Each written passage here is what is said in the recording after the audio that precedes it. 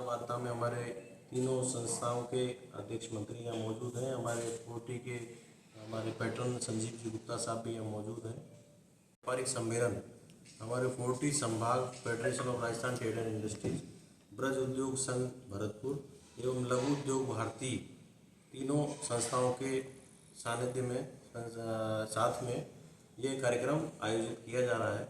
और उस कार्यक्रम के मुख्य अतिथि सुनील जी सिंघी साहब रहेंगे, जो हमारे व्यापारी कल्याण बोर्ड के राष्ट्रीय चेयरमैन हैं। और उस कार्यक्रम की अध्यक्षता करेंगे जवाहर सिंह जी बेडम, जो गृह राज्य मंत्री राजस्थान सरकार है।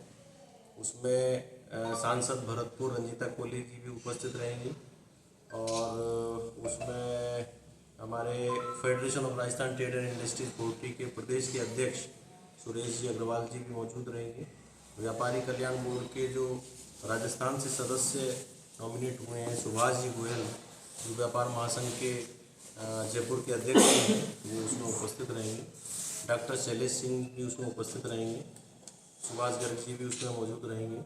और हमारे सभी भरतपुर के सभी व्यापारिक संगठन के अध्यक्ष, मंत्री, पदाधिकारी एवं व्यापारी बंधु उसमें उपस्थित हैं। और उस कार्यक्रम का हमारा उद्देश्य ये भी है कि हमारे भरतपुर का नया डेवलपमेंट हो। क्योंकि औद्योगिक क्षेत्र में हालांकि किसी समय में बड़ी बड़ी इंडस्ट्रीज़ हमारे भरतपुर में हुआ करती थी, और आज भरतपुर का डेवलपमेंट जब भी संभव है जब हमारे औद्योगिक संस्थाएं बढ़ी, औद्योगिक संस्थान बढ़ें, या पर्यटन जो है वो आगे बढ़े, या शिक्षा के क्षेत्र में भी कहीं अग्रसर हो सकें। तो ये हमारी सारी जो भरतपुर की समस्याएं हैं उनको हम राष्ट्रीय स्तर तक पहुंचाएंगे, और राष्ट्रीय स्तर तक पहुंचाकर उसमें भरतपुर के लिए कुछ नई शुरुआत हो, ये हमारा प्रयास है। वो यहाँ पर आ रहे हैं और बाकी और जितने राजनेता हैं वो भी यहाँ पर हैं। और इसका विशेष जो आने का यहाँ पर उनका कारण भी है, और उनसे जो रूबरू होने का हमारा जो इस तरीके का हमने जो कार्यक्रम रखा है, उसका बहुत स्पष्ट है कि व्यापारी कल्याण बोर्ड के वो चेयरमैन हैं। व्यापारी कल्याण बोर्ड का मतलब है व्यापारियों का कल्याण, तो उससे संबंधित भी हम उनसे चर्चा करेंगे।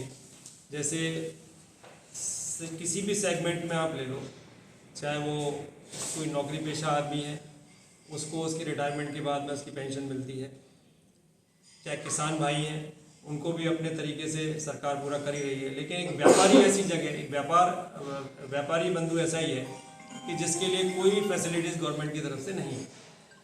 उसके लिए भी एक पेंशन योजना होनी चाहिए उसके टैक्स के अनुसार, उसके लिए भी एक बीमा योजना होनी चाहिए, सारे उनके व्यापार की बीमा योजना होनी चाहिए, उसके लिए भी इंटरेस्ट फ्री या इंटरेस्ट कम रेट पर उसको लोन मिले, उसका व्यापार चले ताकि आगे। ऐसी बहुत सी ऐसी चीज़ें हैं जो व्यापार कल्याण के लिए की जा सकती हैं। तो उस संबंध में भी उनसे पूरी विशेष चर्चा होगी कि क्यों ना सरकार इस ओर क्यों नहीं ध्यान दे रही है, व्यापारियों के कल्याण की तरफ क्यों नहीं ध्यान दे रही है। कल्याण की बात अपन करते हैं, आपने कल्याण बोर्ड बना दिया, लेकिन उस कल्याण बोर्ड का फ़ायदा क्या? तो इन सब चीज़ों पर हम विस्तार से चर्चा करेंगे बिना किसी पार्टी पॉलिटिक्स के। मांग होने के बाद भी जो विकास रुका हुआ है, वो विकास को गति मिले। विकास को गति औद्योगिक विस्तार या पर्यटन क्षेत्र के विस्तार से ही मिल पाएगी।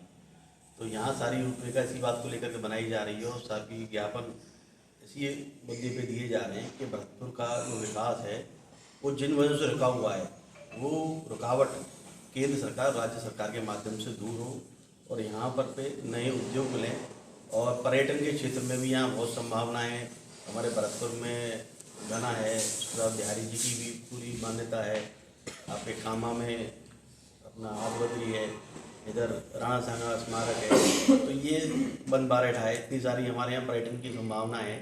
अगर इनको भी एक प्लेटफॉर्म पर ला करके पर्यटकों को आकर्षित किया जाए तो यहाँ भी निश्चित रूप से पर्यटक संख्या बहुत बढ़ेगी। तो उससे होटल इंडस्ट्री और अन्य लोगों को बहुत लाभ मिलेगा।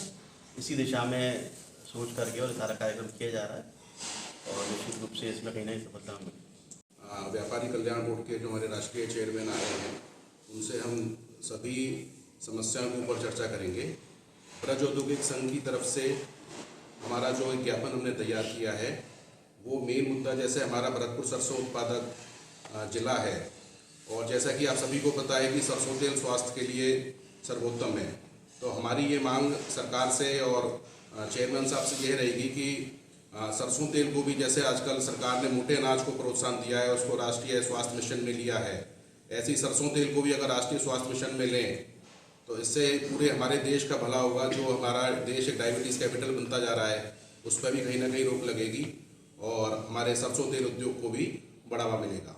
दूसरी हमारी जो उनसे मांग है या जो हमारा उनके लिए सुझाव है कि हमारे जैसे आप सभी को पता है कि ब्रज क्षेत्र में चारों धाम मौजूद हैं, लेकिन चूंकि कोई ना कोई सुविधाओं के अभाव में या मार्केटिंग के अभाव में उनका पूर्ण विकास नहीं हो पा रहा, या जो पर्यटक आते हैं वो पहले मथुरा आते हैं और मथुरा के बाद अगर वो यात्रा करते हैं तो यात्रा सुगम नहीं है। तो कहीं ना कहीं अगर कोई अपन ऐसी कोई प्लेटफॉर्म बनाए कि चारों धाम की यात्रा भरतपुर से शुरू हो या कोई इलेक्ट्रिक बस के द्वारा शुरू हो, तो कहीं ना कहीं इससे पर्यटन में बहुत ही व्यापक संभावनाएं विकसित हो सकती हैं। जहाँ तक है घना बर्ड सेंचुरी है, ये सभी को पता है या जो भी है, लेकिन ये कुछ ऐसी चीज़ें हैं जो अपनी प्राचीन धरोहर भी हैं और इनको अपन काफ़ी इसके अंदर स्कोप है। तो ये दो विशेष हमारी मांगे रहेंगी। धन्यवाद।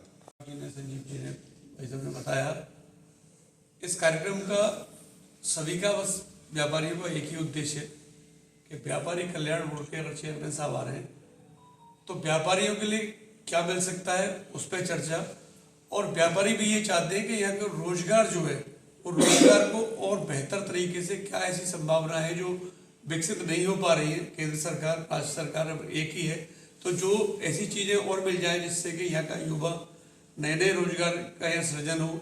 जैसे भाई साहब ने बताया, पर्यटन एक बहुत बड़ा यहाँ है, यहाँ बहुत रोजगार की संभावना है। सरसों का तेल अगर हमारे यहाँ अच्छे तरीके से उसको व्यापक रूप मिले तो इसको सरसों उत्पादक राज्य घोषित अगर किया जाए तो निश्चित रूप से उसका बेनिफिट मिलेगा। तो बहुत सारी संभावनाएं पूरा ज्ञापन बना चुके हैं और वो उनको देने वाले हैं। तो आप सभी से निवेदन कि इसका ज़्यादा से ज़्यादा लोगों तक ये बात पहुँचे हमारी, और ज़्यादा से ज़्यादा सभी लोग उपस्थित रहेंगे कार्यक्रम में, और आप सभी पधारे कार्यक्रम में। आप सभी का बहुत बहुत धन्यवाद।